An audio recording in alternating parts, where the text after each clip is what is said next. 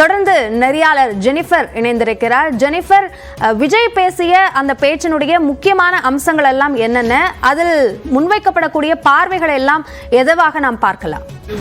அபிநயா, தமிழக வெற்றி கழகத்தினுடைய தலைவர் விஜய் கடந்த முறை இந்த 28ஆம் தேதி மாணவர்களுக்கான விருது வழங்கும் விழா நிகழ்ச்சியின் போது மாணவர்களுக்கான பொதுவான அறிவுரையாக தான் பல கருத்துக்களை முன்வைத்திருந்தார். அப்பொழுது அவர் மீது எழுந்த விமர்சனங்கள், இன்று கல்வி சார்ந்தே தீர்க்கப்பட வேண்டிய பிரச்சனைகள் நிறைய இருக்கு, விவாதிக்கப்பட வேண்டிய விஷயங்கள் இருக்கு, அதை குறித்து குறிப்பாக நீட் குறித்து விஜய் பேசவில்லை என்பதை அனைத்து கட்சியின் சார்பாகவும் அவர் மீது விமர்சனமாக வைக்கப்பட்டது. பொதுமக்களின் பார்வையாகவும் அது இருந்தது.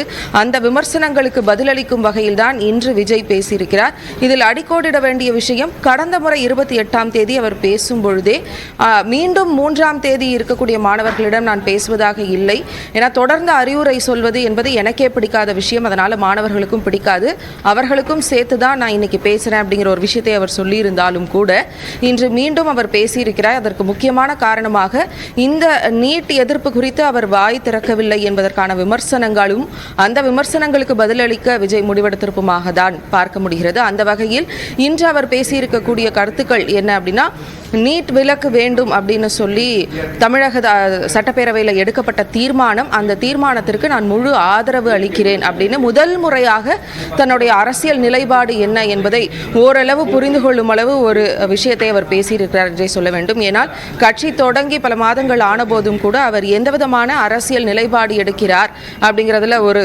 தொடர்ந்து ஒரு சந்தேகம் இருந்த நிலையில் அப்படித்தான் இந்த ஒரு விஷயத்தை பார்க்க வேண்டியதாக இருக்கிறது. தொடர்ந்து நாம் பேசுவதற்கு முன்பாக மூத்த பத்திரிகையாளர் சிவப்பிரியன் நம்மோடு இணைப்பில் இருக்கிறார், அவரிடம் பேசுவோம். திரு சிவப்பிரியன், விஜய் அவர்கள் நீட் விலக்கு குறித்து பேசல அப்படிங்கிறது தான் முன்னாடி ஒரு விமர்சனமாக அவர் மீது வைக்கப்பட்டது. இப்போ அதற்கு பதில் கொடுக்கும் விதமாக அவர் இந்த நிலைப்பாடை எடுத்திருக்கிறார். இதிலிருந்து அவருடைய அரசியல் நிலைப்பாடு குறித்த புரிதல் நமக்கு கிடைச்சிருச்சுன்னு எடுத்துக்கலாமா? இல்ல, முதலில் மாணவர்களுடைய முக்கிய பிரச்சனையாக கருதப்படுகின்ற நீட் பத்தி பேசியதற்கு விஜய்க்கு வாழ்த்துக்கள். ஏனென்றால் கடந்த வாரம் கூட நியூஸ் 18 தொலைக்காட்சியில், அதாவது அவர் பேசிய போது ஜூன் 28ஆம் தேதி விஜய் அவர்கள் முதல் கட்டத்தில் மாணவர்களிடம் பேசும் பொழுது நானும் அந்த கருத்தை எடுத்துரைத்தேன். அதாவது நீட் பற்றி விஜய் கண்டிப்பாக பேசியிருக்க வேண்டும், மாணவர்களுடைய தலையாய பிரச்சனையா என்று அது இருக்கிறது என்று சொல்லியிருந்தேன். அதற்கு விஜய்க்கு முதலில் வாழ்த்துக்கள். என்ன பாத்தீங்கன்னா, நீட் பத்தின ஒரு தெளிவான புரிதல் விஜய் அவர்களுக்கு இருக்கிறதுன்னு தான் பாக்குறேன். தமிழ்நாட்டு மாணவர்கள் ஏற்கனவே மாணவி அனிதா அவர்கள் மரணம் அடைந்த பொழுது விஜய் அவருடைய வீட்டுக்கு சென்று அவருக்கான உதவிகளை எல்லாம் செய்து வந்திருக்கிறார். அது போன்று இந்த நீட் விவகாரத்துல எல்லா கட்சிகளும், அதாவது இப்பொழுது விஜய் அவர்களுடைய கட்சியும் நீட்டுக்கு விலக்கு கேட்கிறது. தமிழ்நாடு அரசு எடுத்த அந்த மசோதா, அதாவது சட்டமன்றத்தில் தாக்கல் செய்த அந்த தீர்மானத்திற்கு ஆதரவு தெரிவிப்பதன் மூலம் தமிழ்நாட்டில் உள்ள எல்லா கட்சிகளுமே பாரதிய ஜனதாவை தவிர இன்று எல்லா கட்சிகளுமே நீட்டுக்கு எதிராக ஒற்றுமையாக நிற்கிறது என்பது பொருள். இன்னொன்று, விஜய் அவர்கள் இதை ரொம்ப தெளிவா பேசியிருக்காரு. மாணவர்களுக்கு என்ன பிரச்சனை, கிராமப்புற மாணவர்களுக்கு அது நீட் எப்படி ஒரு முட்டுக்கட்டை போடுகிறது, மருத்துவ படிப்புகளில் அவங்க சேர அப்படிங்கிறத ரொம்ப தெளிவா சொல்லியிருக்காங்க. ஸோ விஜய் இதே போன்று மாணவர்களிடம் பேசும்போது மட்டுமல்லாமல் இன்னும் கட்சி ஆரம்பித்த பிறகு அவர் மாநாட்டிலோ இல்லது அதன் பிறகு நடைபெறுகின்ற பொதுக்கூட்டங்களிலோ அல்லது பத்திரிகையாளர் சந்திப்புகளிலோ ஒவ்வொரு விஷயங்களை பற்றி தமிழ்நாட்டினுடைய அரசியல் விஷயங்கள், அதாவது நீட் போன்ற மாணவர்களினுடைய பிரச்சனை, இன்னொன்று இருமொழி கொள்கை, மொழி கொள்கையில் அவருடைய நிலைப்பாடு என்ன, அது போன்று டாஸ்மாக் விஷயத்துல இன்னைக்கு கள்ளச்சாராயம், விஷச்சாராயம் போன்ற விஷயங்கள் தமிழ்நாட்டில் பரவலாக பேசிக் கொண்டிருக்கிற இந்த நேரத்தில் அவருடைய நிலைப்பாடு இதுல எல்லாம் என்னவாக இருக்க போகிறது அப்படிங்கிற விஷயங்களை நாம் பொறுத்திருந்துதான் பார்ப்போம். பட் நீட் பொறுத்த வரைக்கும் அவர் அவருடைய நிலைப்பாட்டை ரொம்ப தெளிவா சொல்லியிருக்காரு.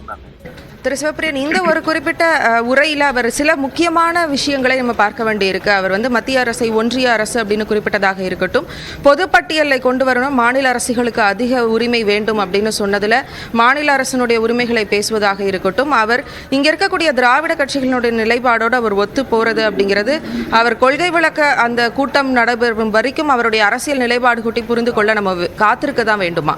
இதுவே நமக்கு சில விஷயங்களை உணர்த்தவில்லையா? அது குறித்து உங்களுடைய பார்வை என்னவாக இருக்கு? இருக்கிறது? இல்ல, நீட்ல வந்து அவருடைய நிலைப்பாட்டை தெளிவா சொல்லியிருக்காரு. அதே மாதிரி போதைப் பொருள் விஷயத்தையும் அவர் தெளிவா சொல்லியிருக்காரு.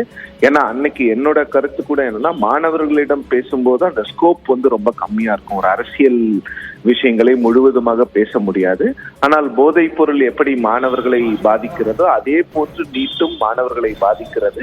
ஏனென்றால் அவர் பேசுற அந்த மாணவர்கள் இடையேவே நிறைய பேர் வந்து நீட் படிச்சிருப்பாங்க. அவங்களுக்கெல்லாம் என்ன பதில் சொல்ல போறாரு விஜய் அப்படின்றத என்னுடைய கேள்வியா இருக்கு. அதற்கான பதில்கள் இன்னைக்கு வந்திருக்கிறது. பட் போக போக நம்ம வந்து வெயிட் பண்ணி தான் பார்க்கணும். ஏன்னா எல்லா விஷயங்களையும் ஒரே மேடையில் பேச முடியாது. நிறைய இஷ்யூஸ் இருக்கு. தமிழ்நாட்டை பொறுத்த வரைக்கும் நான் ஏற்கனவே பல நேர்காணல்கள்ல சொன்ன மாதிரி, தமிழ்நாட்டை பொறுத்த வரைக்கும் இந்த வெல்ஃபேர் பாலிடிக்ஸ் இருக்கு. வெல்ஃபேர் பாலிடிக்ஸ்ல விஜய் அவர்களுடைய நிலைப்பாடு என்ன? ஏனென்றால் ஒரு சினிமா நடிகராக இலவசங்கள் வேண்டாம் என்று ஒரு திரைப்படத்தில் பேசி விஜய் அவர்கள் பேசினது வந்து அது வந்து ஒரு மிகப்பெரிய சர்ச்சையானது. ஸோ அந்த திரைப்படத்தில் எடுக்கிற ஸ்டாண்டே அவர் எடுக்க போறாரா, இல்ல அரசியல்வாதியாக அவருடைய ஸ்டாண்ட் மாறுமாங்கிறத நம்ம பொறுத்திருந்து தான் பார்க்கணும். ஏன்னா இது ஒரு வெல்ஃபேர் ஸ்டேட். இன்னைக்கு வந்து எந்த கவர்மெண்ட் வந்தாலுமே வந்து புது புது வெல்ஃபேர் மெஷர்ஸை கொண்டு வரும்பொழுது விஜய் அவர்கள் வந்து திராவிட கட்சிகளுக்கு எதிராக இல்ல, திராவிட கட்சிகளுக்கு மாற்றாக தன்னை அவர் வந்து ப்ரொஜெக்ட் பண்ணிக்கும் போது அவர் என்னென்னலாம் பேச போறாரு, திராவிட கட்சிகளுக்கு மாற்றா அவர் என்ன செய்ய போறாருங்கிறது ஒரே மேடையில் நாம் எதிர்பார்க்க முடியாது. அது வந்து ஒரு கட்டம் கட்டமாக தான் அவர் வந்து அதை ஒரு ஸ்டேஜ் பை ஸ்டேஜா தான் அவர் சொல்ல முடியும்னு நினைக்கிறேன். அது எல்லா பொலிட்டிக்கல் பார்ட்டிஸ்மே பொருந்தும். அதை விஜய் செய்வார் அப்படின்னு தான் நான் பார்க்கிறேன்.